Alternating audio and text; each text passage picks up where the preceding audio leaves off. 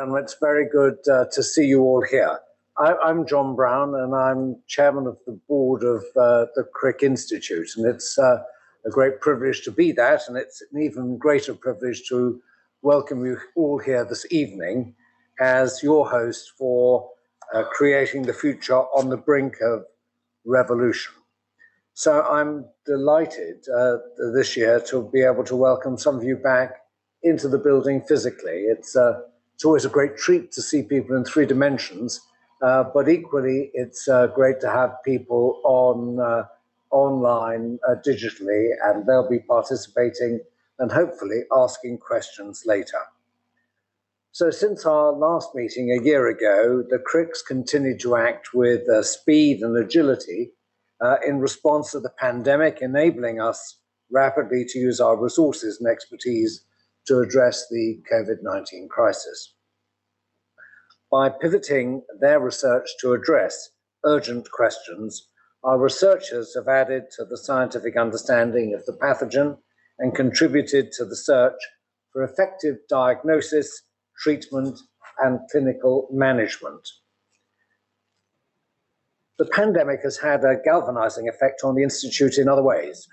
First, as our team responded to the national need for testing, and more recently as we repurposed its public exhibition space where you were for drinks as a vaccine center.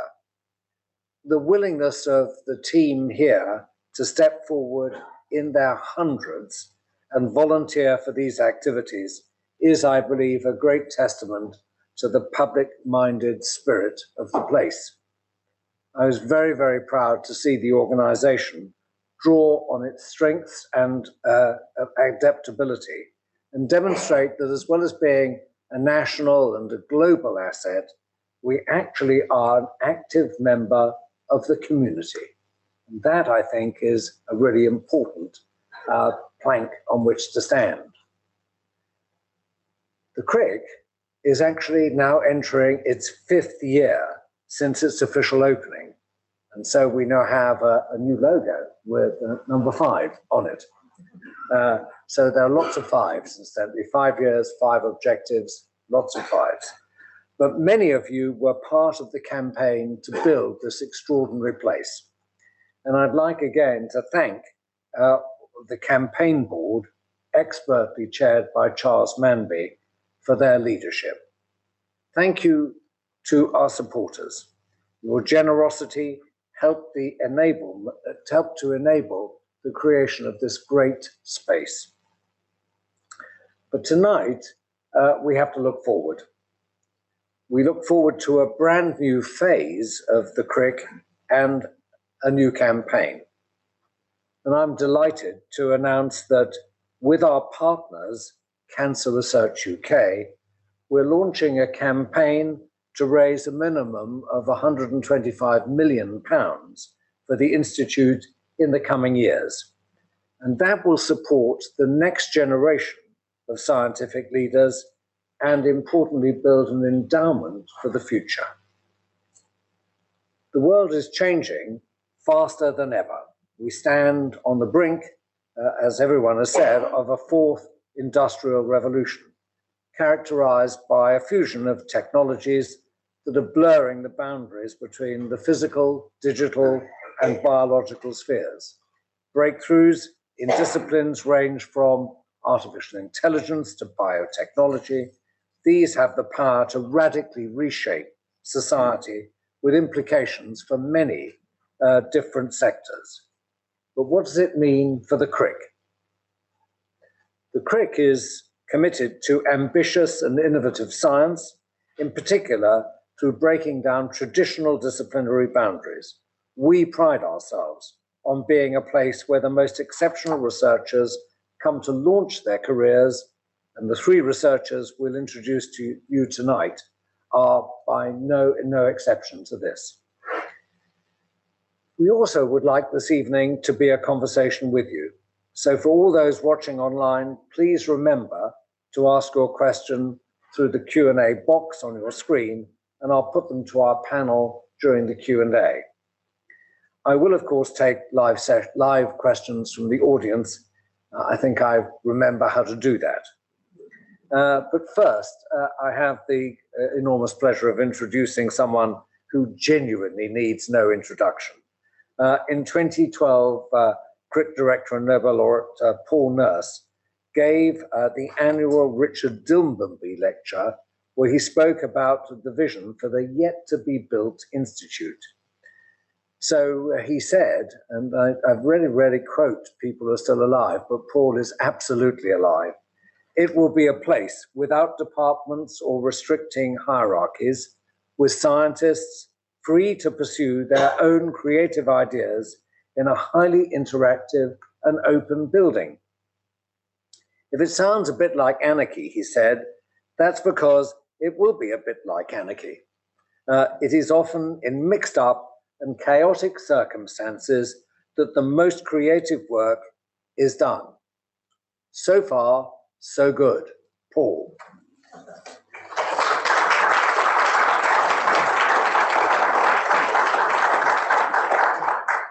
Well, thank you, John, for those very kind words. And thank you for being a wonderful chairman of our board. He's a magnificent chairman. And I really would like to take this opportunity to thank him for all he does for us. I also would like to welcome you all, like John did, to this celebration of the first years of the Crick. It is now 5 years since the Queen opened the building at the end of 2016. Now, John ended his remarks quoting me, "It is often in mixed up and chaotic circumstances that the most creative work is done." That is true. It wasn't me who thought of it. I stole it from Orson Welles, actually, who in his film, The Third Man, you remember just post-war Vienna, got the rather shady character Harry Lime, which he incidentally played, to say, "In Italy, for 30 years under the Borgias, they had warfare, terror, murder, and bloodshed. But they produced Michelangelo, Leonardo da Vinci, and the Renaissance. In Switzerland, they had brotherly love. They had 500 years of democracy and peace. And what did that produce? The cuckoo clock." I'll say something more about that at the end. Well, there's no doubt there's been no greater chaotic circumstances than those of the last 2 years. So how did the Crick respond to that chaos? Well, let me start with the vision for the Crick, which is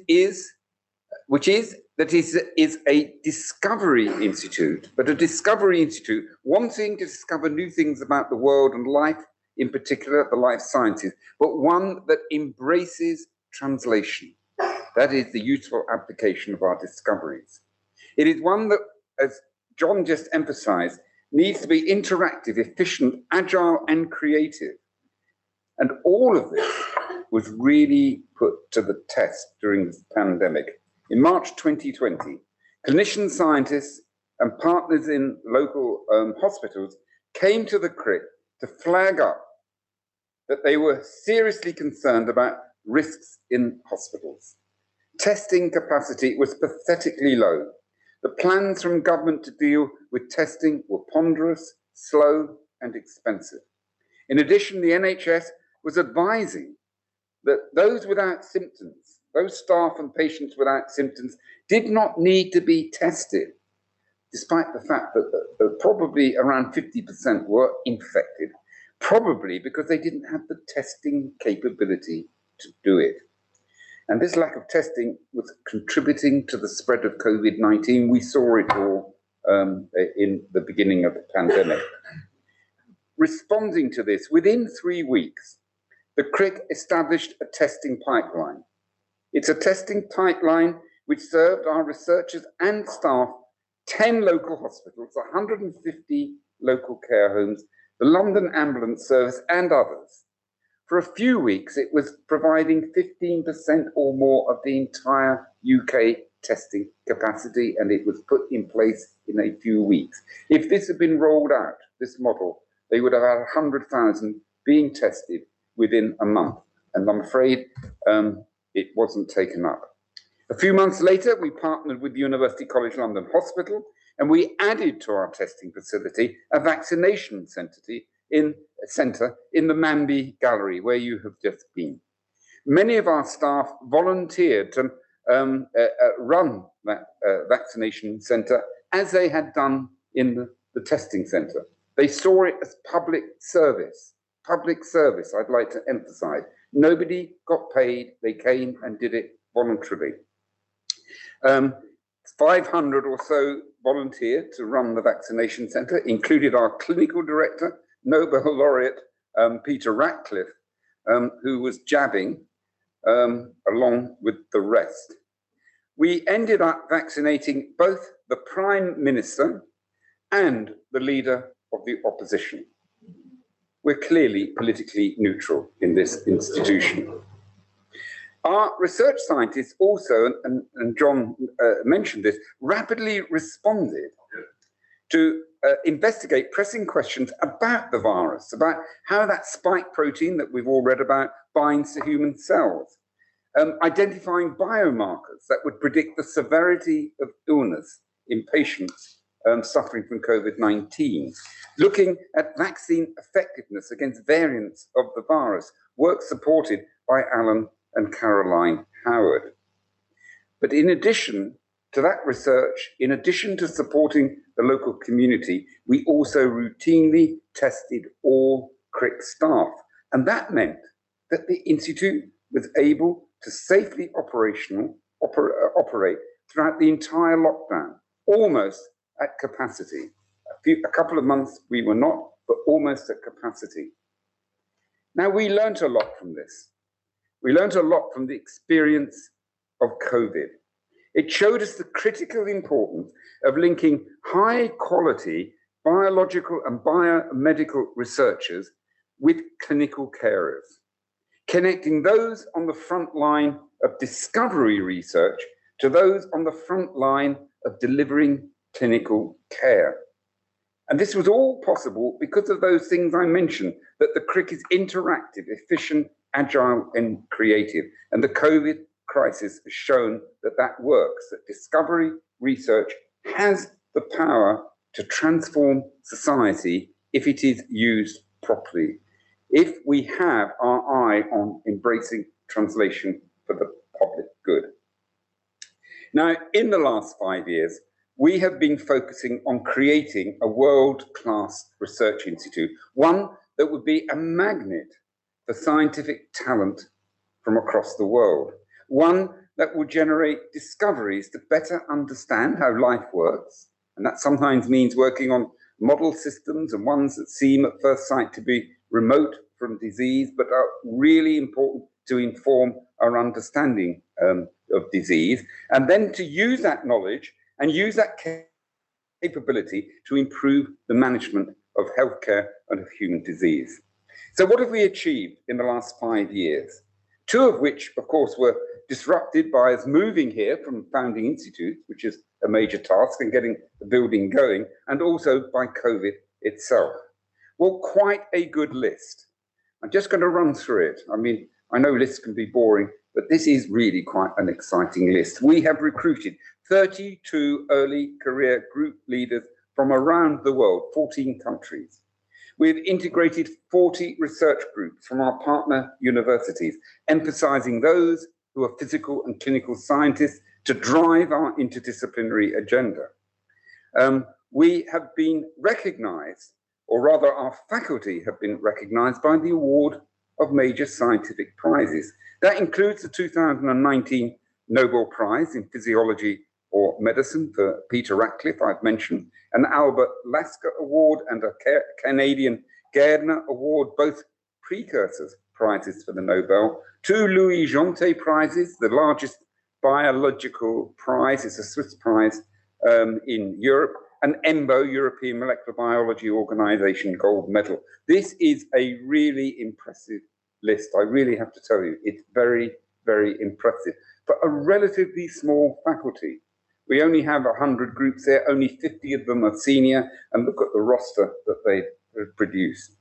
We've recruited over 300 PhD students, 600 postdoctoral training fellows through highly competitive recruitment with 30 to 40 applications for every PhD place. It is just off the limit. I ran Rockefeller University in New York, one of the great institutions in the US. This is 3 times, 4 times greater than the numbers that we had there. We have launched Crick Connect, and that builds a process to stay connected with our alumni around the world. 85% of our students and postdocs go into science or science-related careers, so we're a good pipeline for that. Although we recognize not everybody wants to be a scientist, and we support those that want to do something else. We have appointed 6 new technical specialists to run our science technology platform. We have trained 2,500 individuals from 40 countries through our science technology training courses, because we see part of the objective of the Crick is to train others. We can't support everything that goes on, but we can train others who can support everything that goes on.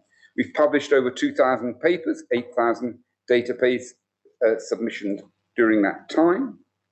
We've generated 10 spin-out companies in that short time, with follow-up investments of nearly £400 million, employing over 500 individuals. And this is in the first few years of our operation. Our pre-competitive industry partnerships have generated 50 new projects, 11 publications, 20 staff secondments, £25 million of follow-on funding. We've recruited 60 clinicians to join the Crick at various stages of their career, including 19 medically qualified group leaders. When we set this up, I was assured by the medical school we would never attract a single clinical researcher. Listen what we did. We ignored them. Peter Ratcliffe put a process in place. Now we had only last week nearly 100 clinically trained individuals applying for our PhD program. This is transformational. We have each year, through our education program, engaged with 20,000 local students from Camden. 2,000 7 to 11-year-olds come to the Western Teaching Lab just out there. They have no facilities, the primary schools, for science. We provide it for our local schools. And this is being recognised. We've been asked to put it on digital platforms to actually push it out there. 7 to 11, I love it. We get 7 to 11-year-olds all coming in and chattering as they come in through the door. Some of our group leaders complain about the noise, but they get short shrift, I can tell you. We have run 250 public events, 17,000 attendees, what's the number here? 67,000 visitors to the Manby Gallery. Really proper public engagement. And finally, we've established an endowment fund to grow flexible and sustainable income. And we started that off, so important for a sustainable future. So let's turn to the future. We're about to launch our new strategy, Discoveries Without Boundaries 2021. We're going to do it in January. Our main objectives there. We're going to consolidate the Crick status as a world-class biomedical research institute. Let's not get too arrogant. Let's not say we got there yet. We consolidate it. We're going to strengthen our multidisciplinary scientific approach, working together with our 3 university partners, very important, particularly for that multidisciplinary agenda, for clinical and physical scientists. We're going to expand our support for the wider UK science biomedical research endeavour. We see ourselves as a national resource. We see ourselves as training people and exporting them elsewhere to support the endeavour across the nation. We will work with the Crick founders and our supporters to ensure a sustainable future for the Institute. Now, I'm about to finish, but I should finish by apologising to the Swiss, especially as I've actually lived and worked there earlier in my life. In fact, the cuckoo clock was not produced in Switzerland. It was produced in southern Germany, I believe, Bavaria. So quite unfair to make fun of them over the cuckoo clock. Now we're going to move to the highlight of this event, and that is our scientific talks. John's already said 3 of our outstanding, out of the 32 outstanding early career leaders that have been recruited here since we've started. I'm going to introduce you to them all now. They've all joined in the last 12, maybe 18 months. And then after I've introduced all 3, they're going to come up one after another, and then we're going to have a discussion and questions afterwards. The first is Naomi Moris, and she's harnessing advances in stem cell and organoid technologies to study human development. And she will tell you about that very exciting work. The word is gastroloids. And if you don't know what a gastroloid is, you soon will. Second, Eachan Johnson. He is combining a range of techniques to understand and tackle antimicrobial drug resistance. Of course, a major challenge, and he's using a variety of techniques to do it. And Leanne Lee, who works at the intersection of cancer and neuroscience, and interested in investigating how cancers interact with the nervous system. So they're going to come one after each other up to the stage, and we're going to start with Naomi. Welcome, Naomi.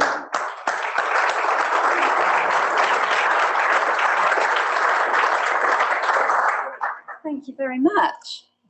Yes, so I'm Naomi Moris. I'm a new group leader here at the Crick. I started in April, and I joined coming from the University of Cambridge, so I haven't moved all that far. I'm going to tell you a little bit about our research and our journey to get here. As Paul mentioned, talking about our favourite model system, these gastroloids. So primarily we're interested in human development.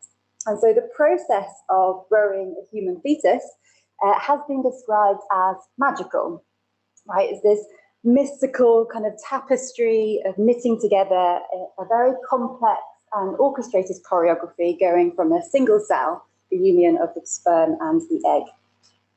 And we're particularly interested to understand how this happens. So how do we go from this really early stage of embryo development? Here you can see these little yellow cells here, the epiblast. That's the few cells that are going to give rise to the fetus itself. How do those cells know what cell types to become, whether that's brain cells or skin cells or muscle cells or bone cells? And how do they make sure that they do that in the right place and at the right time in a coordinated manner? So to do this, to study this process, we work with embryonic stem cells, which you can think of as the Lego bricks or the building blocks of the early embryo.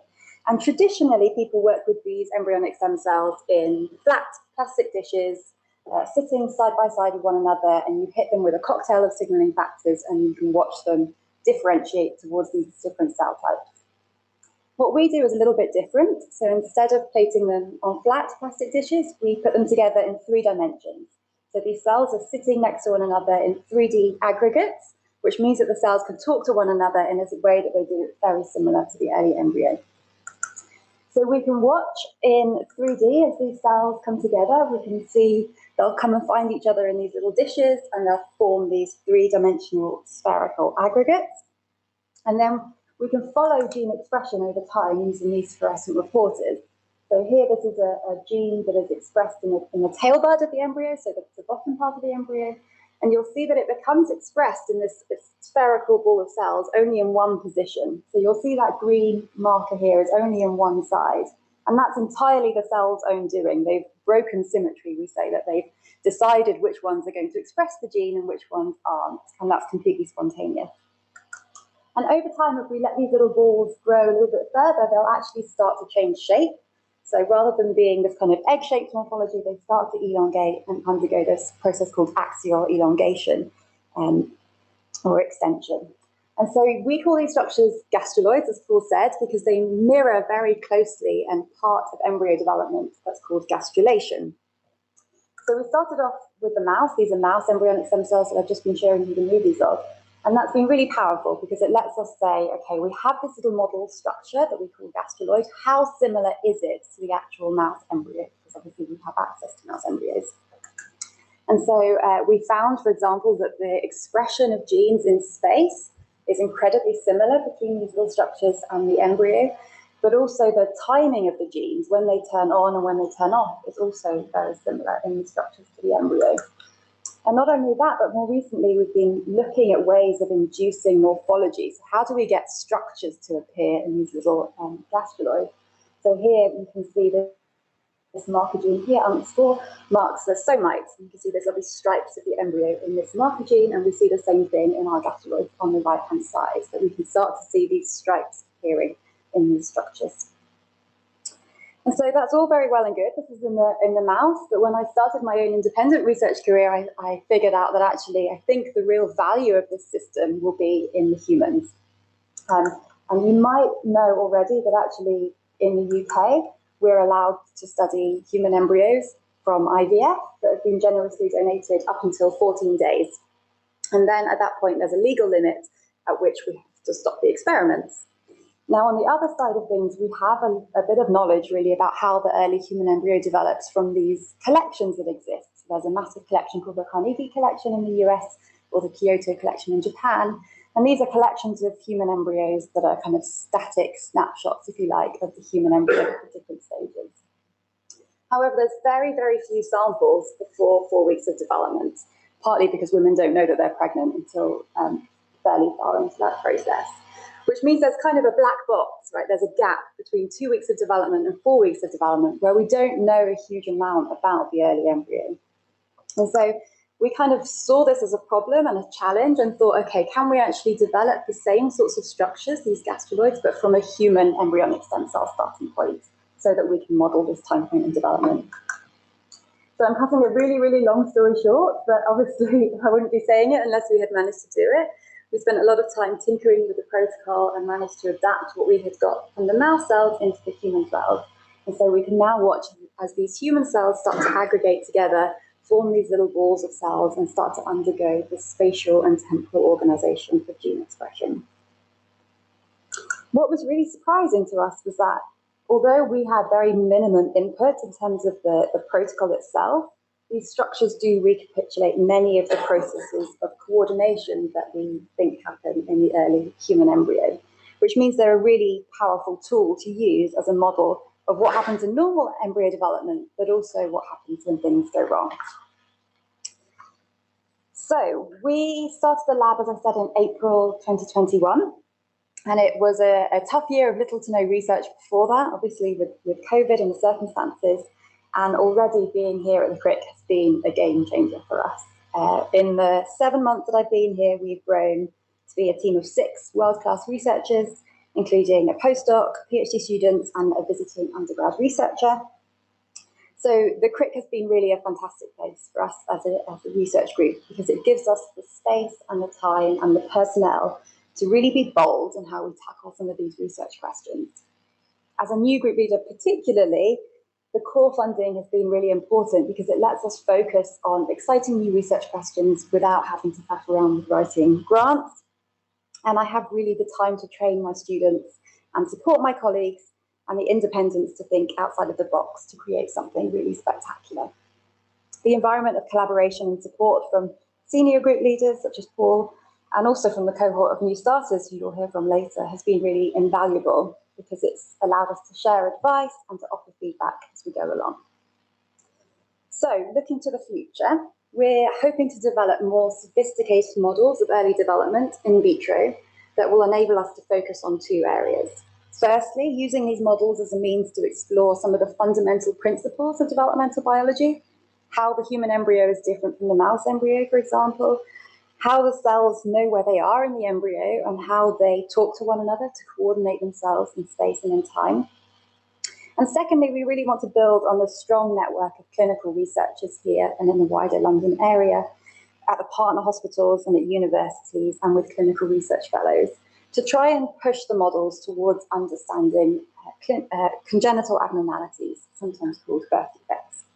So, for example, we are just starting a collaboration now with a researcher in Japan, Kantas Alev, who has stem cells taken from children who've been born with these skeletal abnormalities.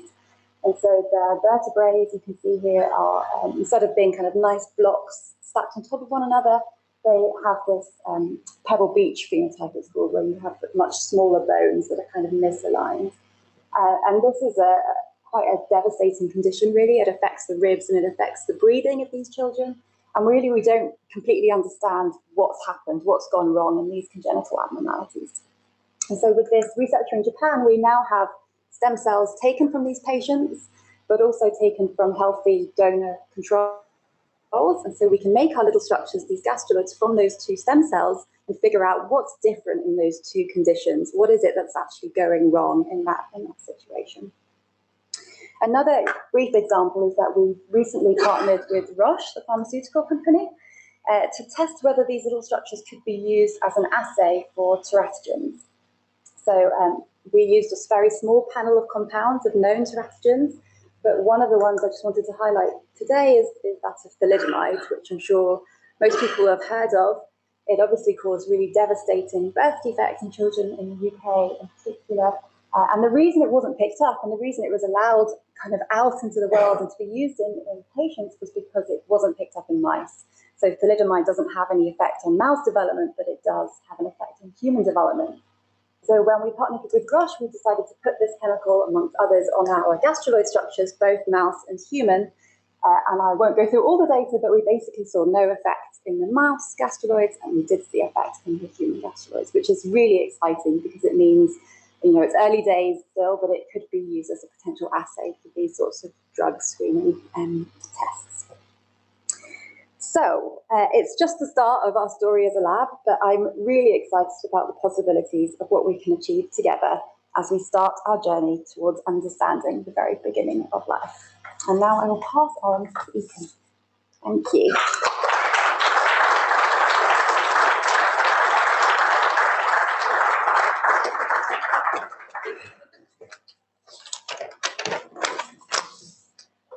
Hey.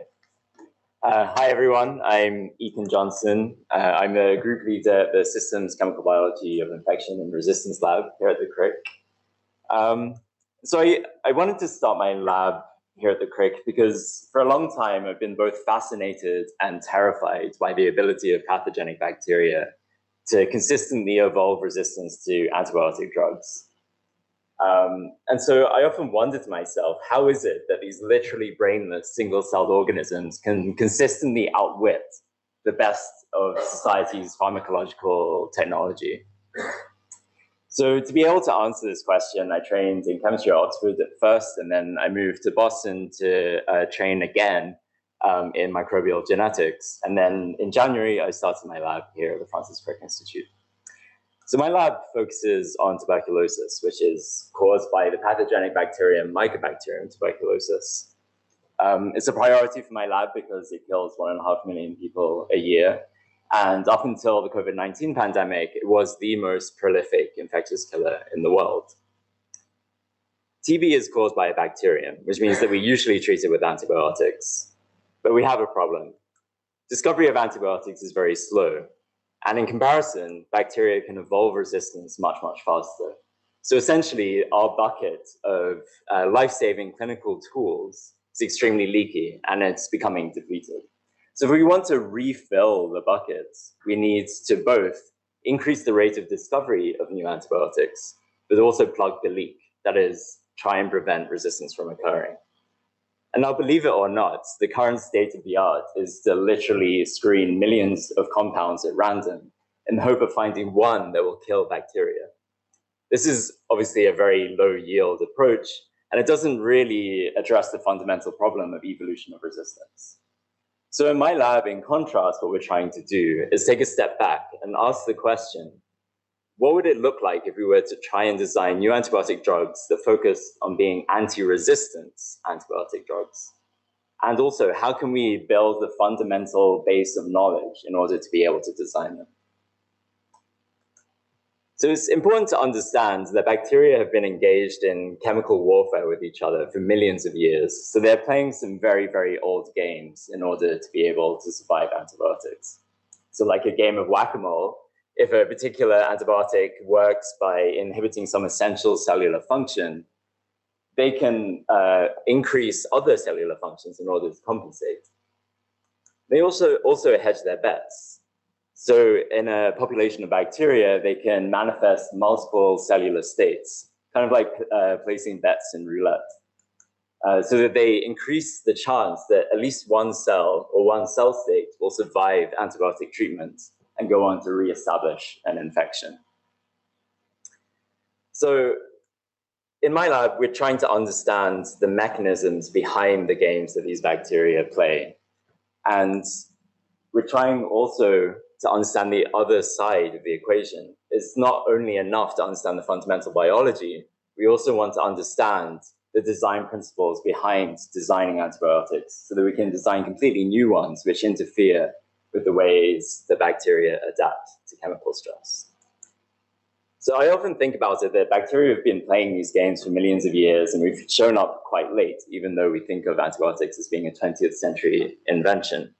So in my lab, put simply, we're trying to delineate the rules of the game in order that we can actually kind of go back to basics and design strategies to try and win and understand the moves that bacteria can make so that we can design blocking moves against them. And so this is one example of one of the projects that we started in my lab. We want to literally try and see bet hedging behavior. So we've designed a panel of reactive chemical probes that label bacteria based on their metabolic states. So this is data literally from yesterday, so that we can literally see this bet hedging behavior and use image analysis in order to precisely quantify tens of thousands of single bacteria at the same time in order to precisely understand the degree of bet hedging behavior. And then we are combining this with CRISPR interference technology so that we can systematically knock down every gene in TB-causing bacteria and then understand how each gene is related to this bet hedging behavior. In parallel, and by analogy, we can also measure similar effects in compound libraries of only tens of thousands to generate chemical data sets, which we then combine with genetic data sets and machine learning models, which will learn the underlying patterns and use those underlying patterns to try and design completely new antibiotics, which interfere with the ability of bacteria to bet hedge in this way. Being at the Crick really allows us to approach things in a completely different way from other research groups. So for example, the Crick is one of the only places in the world with the biosafety level 3 facilities and the instrumentation that can support a project of this scale. Similarly, this is a really multidisciplinary project. And unlike a traditional academic department, we have chemists, microbiologists, and computational biologists all under one roof, which means that our research program is really in a closed loop. We can design new antibiotics computationally and then immediately try and test them in the lab. And then the data we generate from that can go back into our computational models so that we can always iteratively improve. And so this is the way that we're trying to tackle antimicrobial resistance and shine a light on the rules of the antibiotic game. We're using the latest genetic tools in order to understand the moves that bacteria can make and using cutting-edge computational techniques in order to design the best blocking moves against them. And with that, I'll pass on to Leanne.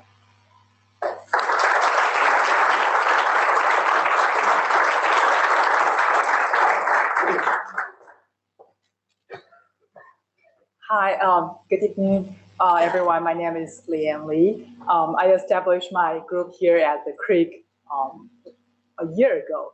So my research focus is about understanding the interaction between cancer and the nervous system. So tonight's topic is about creating the future. So I think we probably all fancy creating our own future, at least to some extent. But if there's a once-in-a-lifetime chance for you to do so, but you also risk losing everything, how would you choose? I think we have all heard about how amazing the Crick is from my colleagues. So now I just would like to share with you a story of my own with the Crick. I'm originally from Taiwan, and I got my medical degree there. After that, I was very lucky and privileged to receive training from two legendary cancer biologists for my PhD study and postdoctoral study in Switzerland and in Boston, respectively. in the labs, I work on classical cancer biology questions. However, in addition to that, I have always been fascinated by something cancer biologists really think about. That is, how does the nervous system impact cancer progression? There has been accumulative evidence suggesting that these two systems, they actually have very extensive and complicated crosstalk with each other. However, the details of such crosstalk has not been explored that much. And in the past few decades, the major breakthrough in cancer research that actually led to cure in some cancer patients came from cancer immunotherapy. But if we actually think about it, the nervous system and the immune system, they are actually very similar in many different ways. For example, they both actively monitor and regulate normal body homeostasis. So can the nervous system also sense, monitor, and even regulate tumor progression, just like the immune system? In the past, every time I talk about this idea, people would say, oh, that is so interesting and so novel. But, and there's always a but it's too risky and it's too unusual, so it will be very hard to get funded. But it's for something completely novel, it takes a really long time to develop the field. And we're living in an era of instant gratification. So it's very difficult to get proper support, especially for young researchers like us. But it is too difficult to explore because the huge knowledge and technology barriers between cancer biology and neuroscience. So how are you going to address the question properly? Therefore, although this idea has been stuck in my head for the past 10 years, I never thought that I would have a chance to explore it properly anytime soon. And when I was starting my academic job search, I received advice from my mentors and colleagues who hold faculty positions in prestigious universities and research institutes. They told me that I should propose something that is easy to achieve and feasible to deliver within 5 years. And preferably, those projects should be in the trendiest areas, research areas nowadays, so that people will be interested in hiring me. And then I came for an interview. Somehow during our conversation, Paul sensed that the projects I proposed for my application were not the projects that I was most passionate about. So 2 minutes before my job talk, I was restlessly waiting outside of the conference room, and Paul walked out of the conference room smiling and told me, we only want to hear one project that you're really passionate about and nothing else. And at that moment, I almost had a panic attack because I prepared for 3 projects. They are more conventional projects. They are safer projects. I prepared them for 2 months and rehearsed millions of times. So those projects were not my dream projects, but those were the projects I thought could help me get my dream job in my dream institute. But at that moment, I also immediately realized that this is the once-in-a-lifetime chance for me to pitch something that I truly believe in and have been longing to work on for the past 10 years. So I decided to take the chance, and here I am. So Crick was the first and turned out to be the only institute I interviewed with, because I knew that if there's any place in the world that I could possibly make my scientific dream come true, that would be the Crick. So why bother looking further? And now I'm here for about a year, and my research group is working on this question along with all these top-notch neuroscientists under the same roof. So in close collaboration with them, we are adapting classical neuroscience tools to answer cancer questions. For example, we use a technique that is called circular neuron tracing. So people typically use that to trace the connectivity within neurons in the brain. And we're adapting that to understand how the tumor is connected to the nervous system. And we're also using single-cell sequencing to understand the identity of the cancer-innervating neurons at unprecedented resolutions. We're also using a technique called optogenetics to manipulate the nervous system. That technique uses light as a switch, so it can turn on and off neural activity, so allowing precise control of neural activity and their interaction with tumors. And although it's pretty preliminary, but we are finding something interesting already. For example, we found that tumors are actually innervated, just like normal tissues. And further than that, some of the cancer cells, they have active electric signals, like here. So electric signals are usually considered as a hallmark of the neurons.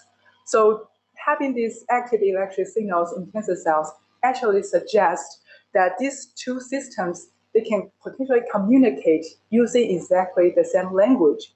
So suggesting that there are potentially more and closer interactions than we might have ever expected. So in summary, thanks to the greatest freedom and support and generous support from the Crick, we are finally breaking down the barriers between cancer biology and neuroscience. And hopefully for the first time, we can really reveal what is the nature of the crosstalk between these two systems. And ultimately, hopefully we could push forward for the next breakthrough in cancer research and therapeutics. Thank you very much.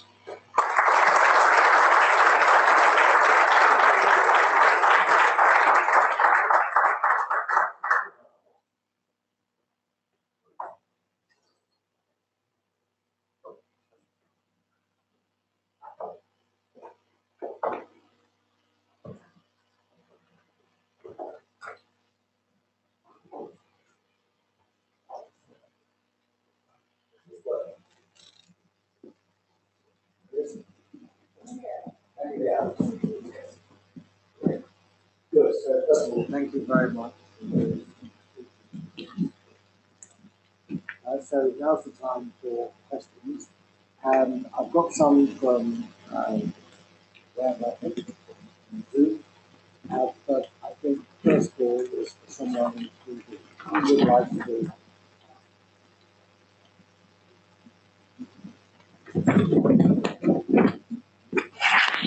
It's like an auction.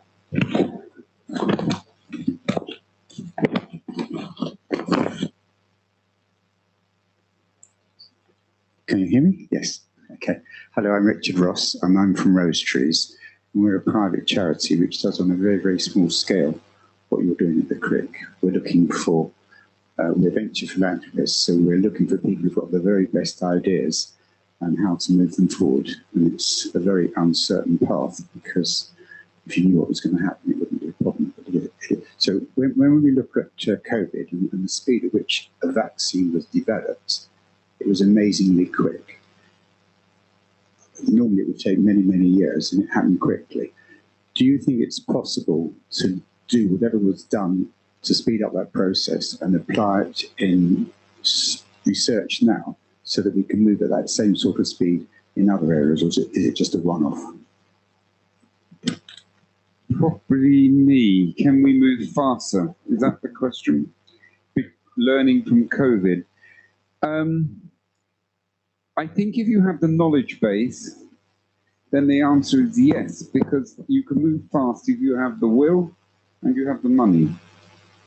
In actual fact, the COVID, we didn't understand how it worked very well, but we did know it was a virus. We knew how to analyze a virus. We knew how to test it. We just had to put it all in place.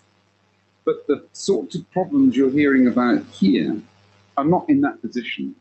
There are problems where we are still discovering, in some cases still struggling, to work out what is happening.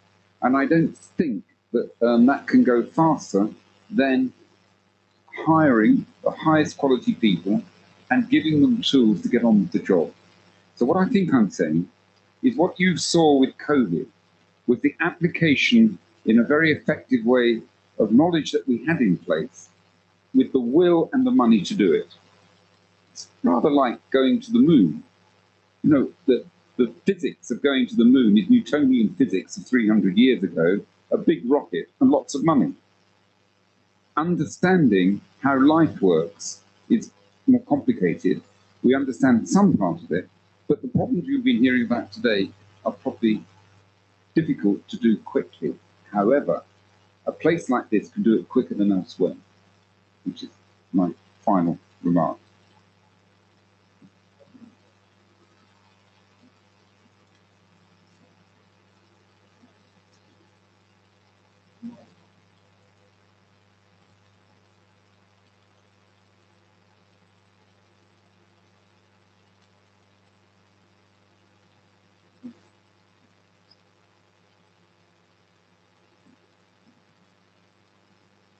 This question isn't actually biomedical science, really, but more focused on the logo, 5 years of the Crick.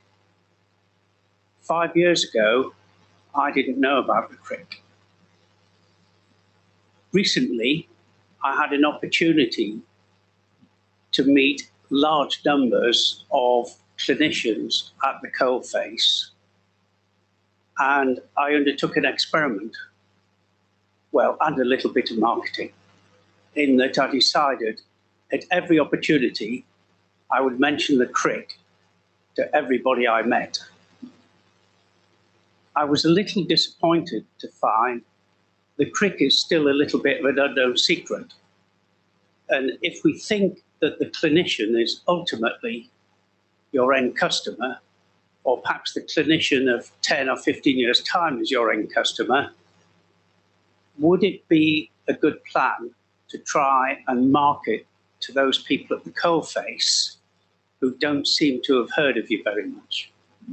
Well, it's a good question. I think I said in my introduction that when I spoke to clinicians, they said nobody would want to come here. And I just told you we had 100 applicants. Those who see the power of discovery science, who are clinically trained, really do see it. They are a minority, perhaps, and they want to come here. And that's the ones we need to attract. If you're asking about our profile is frankly dramatically increased. And that has been done relatively quickly. But I could perhaps ask my three colleagues here who about the profile of the Crick internationally, starting with Leanne. Who is clinically trained, by the way. Starting from, so my postdoctoral supervisor, he is of the Crick. So he was also the director of our Cancer Institute at MIT.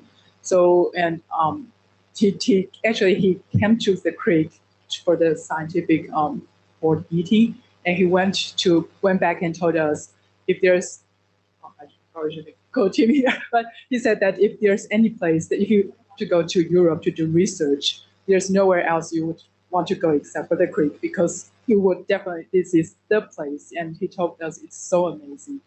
And I believe that he's seen a lot of different research institutes, but he told us that this. I never heard him talking about other institutes like the Crick. So from a scientist, I think he's. So like Leanne,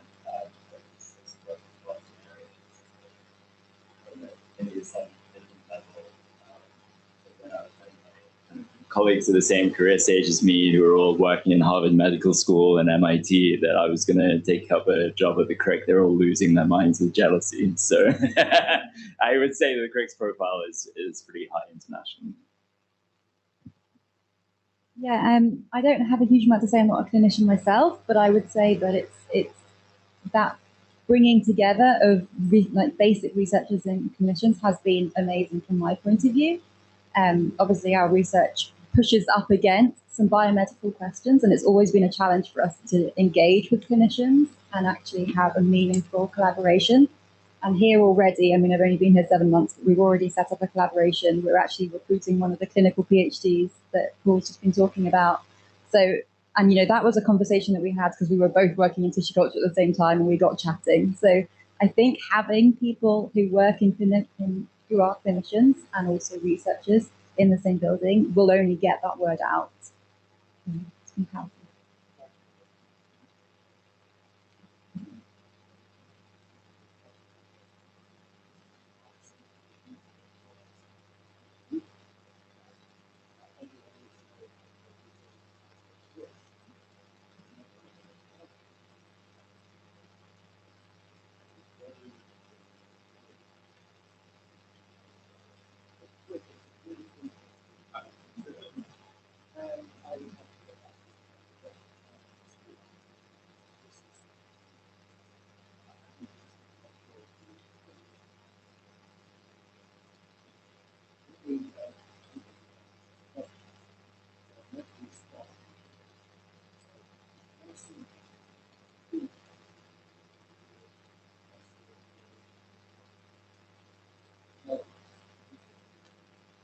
I can hear you.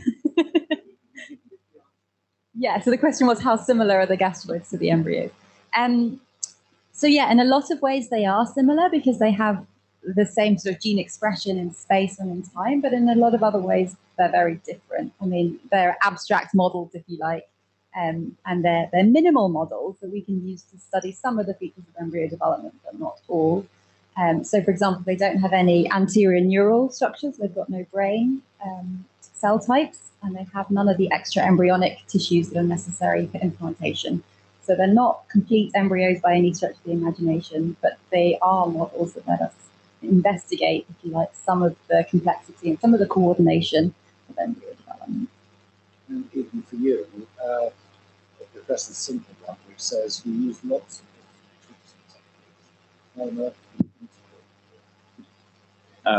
I think, as I mentioned at the beginning of my talk, I kind of have quite a multidisciplinary background myself, but I'm sure hopefully everyone can appreciate you can't be an expert in everything. And so one of the kind of amazing things about the Crick is the core facilities, or the science and technology platforms, which are all staffed by world experts, in particular cutting edge technologies, which means that I can just go down the hall and talk to them and say, is this possible? And often they'll say yes, or if it's not possible, they'll try and make it possible. And so it's just having all these people with such a broad expertise under the same roof is just making me think in completely new ways, and it's already exciting. Yes, me. Thank you. Another question from the audience here. Over here.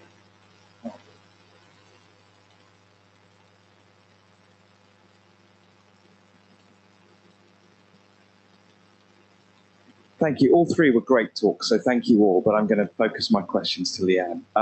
So I've got two questions. So now that you can live out your dream of bringing the worlds of cancer biology and neuroscience together in the way that you described, can you tell us about one or two of the questions that you're most interested in addressing at that interface? And also, just intriguing from the slide you presented, the example you had was a lung cancer model, which wouldn't have been the most obvious choice in thinking about the potential interaction. So why lung cancer? Thank you. So I think the first question, I think maybe the second one I would answer first because it's probably easier. I think lung cancer is the major leading cause of cancer-associated deaths. So I think there's a huge interest in doing lung cancer. And that's why I was focusing on lung cancer, but I also do pancreatic cancer because it's a hard-to-treat cancer type. So we are starting with lung cancer and pancreatic cancer because of the clinical needs. There are new therapies for, so that specific subtype of lung cancer was a particularly aggressive subtype of lung cancer. And the treatment landscape hasn't really been changed much in the past few decades. So that's why I was particularly interested in that lung cancer, because I want to have some new drugs developed for patients. And we're starting with these cancers, but hopefully we could expand our collection of different types of cancer and find a common logic. So regardless of which types of cancer, but can we find a common logic behind the regulation? So depending on their genetic backgrounds, depending on their location, cell of origin. So it's not specific cancer types, but in general, how do they interact with cancer?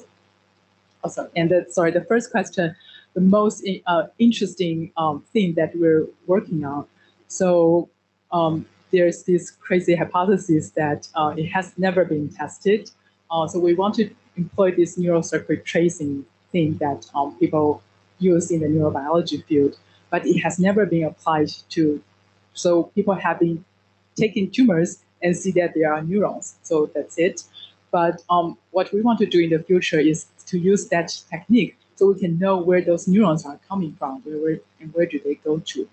And we want to start with this local interaction, but ultimately we want to see, can we trace them to the brain? So are they actually sensing without we knowing that there is a tumor, and does that actually cause distal changes and rewiring of the neural circuits? And I think it's pretty far-fetched now, but the idea is it possible in the future that we can employ some techniques that people use to treat, say, Parkinson's disease, deep brain stimulation, or other kind of thing that we employ them in cancer biology. So we do brain stimulation, and then we can treat cancer. So that's the ultimate goal that we're looking for. Another question?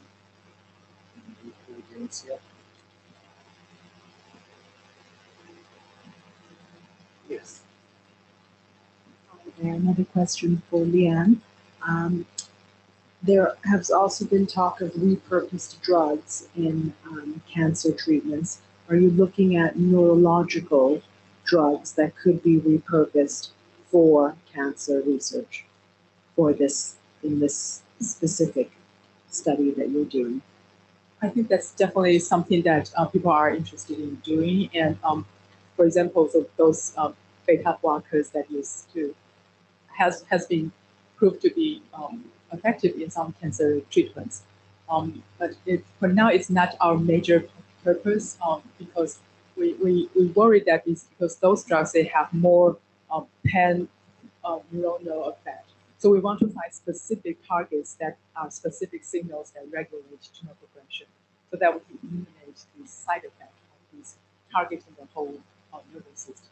So we're at the early phase, but in the end, we want to see if we can identify something that is not existing right now, but say in the future they are. That's why I thought about this deep brain stimulation, because they are more focused. So instead of using pharmacological treatment that targets everything, we hopefully can have a more specific treatment for cancers. So let me ask everybody the same question. Who goes last? Now, this is the most dangerous question in my career. I'm merely a businessman and engineer. But the question that people would always ask is, so you've done a good job so far. Tell me what you're going to have achieved in 5 years' time. What are you going to achieve in 5 years' time? What is your hope to be able to say that we were having this meeting in 5 years' time? Why don't we start with you? It's a very interesting question. I'm going to have to kind of suppress some of my more ambitious instincts, but I think I would like to say that, like we would change the conversation about antimicrobial resistance, because I think right now people are really focusing on trying to find the next drug that will doesn't have any resistance against it, simply because it hasn't been used in the clinic. But I would hope my work would begin to move the conversation more towards the medium term. How are we going to approach antibiotic resistance when none of our drugs work anymore? And how are we going to try and design new therapies? Yeah, it's a challenging question. I think the field that I'm in of developmental biology is having a bit of a shake-up at the moment. There's a lot of these kind of organoid technologies that are appearing, and there's a lot of question about how similar can we get to an embryo, and what does it even mean? What is an embryo? Is an embryo its structure, or is it the history of the fact that it's come from a sperm and an egg? So I think it'll be really interesting to see in 5 years' time how that progresses and what we can use them for. I think the challenge now for us is to say, okay, we have these techniques and these tools, but can we actually use them in a really productive way? So hopefully by 5 years' time, we'll have an experience. Leanne. I think for now, our understanding of the nervous system in cancer progression is almost like a blank box. So we know that they are interacting and they are impacting cancer progression, but we don't really know how. So I think in 5 years' time, we're hoping to just shed some light on this black box so we know what is going on within the box. And just to characterize and understand how that really works, because I think it hasn't been done previously. And maybe in the next 5 years, we'll be able to give attributing this load map of regulation, we'll be able to develop more effective treatments. Director. I'm going to answer that question in two parts, because I also run a laboratory, actually, and I haven't talked about what I do, but I do something. And I'm interested in how cells reproduce themselves. We're all made of cells. We all came from a single cell. And the reproductive cycle of a cell requires the orderly progression or temporally organized well through all the processes that are needed to reproduce the cell. It's the most fundamental developmental process that you have in an organism, the reproduction of the cell. And I would like, in the next 5 years, to understand how that temporal order is brought about and brings about the sequential ordering of all those events that are required. That probably isn't what my boss wanted me to answer. Part two is what I'd like to see that the Institute produces. I think the key is that we need to recruit the best scientists from around the world. We've done that. You've seen 3 here tonight. We have others that you will see on other occasions, and we have to continue doing that and do it at the highest levels. I think we also need to train all sorts of scientists at all sorts of levels, from a junior technician through to a graduate student, through a postdoc, through an established technician running a core facility, through to early career group leaders to senior group leaders. We have a responsibility to train all of those and to give them the maximum opportunity to carry out the highest quality research that will move the needle, and also where we keep an eye on potential impact of what it might mean, and you've heard about that also tonight. That requires a culture, a respectful culture, but one which empowers, in my view, the individual. I'm not a great fan of top-down control over this agenda. I am a great fan of empowering individuals to release their own individual creativity to solve the problems. And that is the job of leadership in an institution of this sort. And then finally, I'd say, is to try and turn this institute into one that is recognized across the research ecosystem, from clinical through to basic science, and also is contributing to the national endeavor. Too many research institutions, too many universities are inward-looking and do not think about the entire ecosystem. We are a national institute here to serve the entire national endeavor. That's how I'd like to see it. So as leader of the institution, that's what I'd like to see in the next 5 years. So thank you, Paul. Thank you, all of you. So I hope that this very small report on the status of the Crick 5 years on is at least interesting to you, and there's plenty more that we could say, and there's plenty more that we say in our annual reports, and there'll be more and more as time goes on. If I were simply being very English, I'd say a pretty good start, really. But actually, I think it's a bit more than that. We've got a great foundation, and I think the track record's not a bad one to be able to think about the future. And so tonight we say goodbye to 5 years, but to celebrate it, it's very important indeed.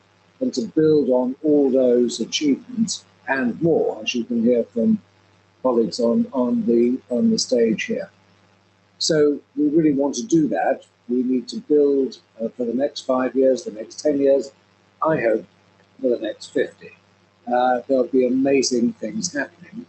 And for that, we need to remember our friends, you're all our friends, and ask our friends to help us go forward for the next period. So we have great plans, as each one of the people tonight have said. And I hope that will come along with us to make this an even greater place. I would always say in business, to remind people that however good the achievements are, they should be put into the shade by the future. And I think the right statement is, however good the past has been, I believe the best is yet to come. Ladies and gentlemen, thank you very much for joining us tonight. Thank you.